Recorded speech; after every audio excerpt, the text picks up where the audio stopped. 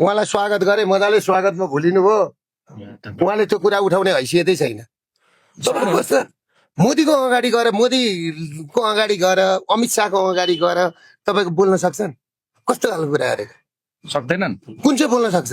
टेलिभिजनमा उहाँले ग्रेटर नेपालको नक्सा टेलिभिजनमा बोले जस्तो उफ्रेन यहाँ जस्तो छ त्यहाँ जानलाई पहिल्यै स्वागत गरेर राम्रो रणभुल्ल बनाएर चाहिँ नि लट्ठ बनाएर लगाएपछि त्यहाँ गएर बोल्न सक्छ। यो दुर्गा दाई पनि यार म त यार यिनको अभिव्यक्ति सुन्दा यिनका कुरा सुन्दाखेरि त यार यिनी पागलै हुन् कि जस्तो लाग्छ कि। तिमी जस्तो मान्छे हो कि त्यहाँ गएर बोल्न नसक्ने, तिमी जस्तो भ्रष्ट मान्छे हो। रवि दाई त राष्ट्रको लागि एक्लै खडा भएर म जनताको आवाज भनेर एक्लै लडेर अहिले मोदी त डराउँछन्। डराउने भनेको त्यो जस्ता चोर डाका फटा हो।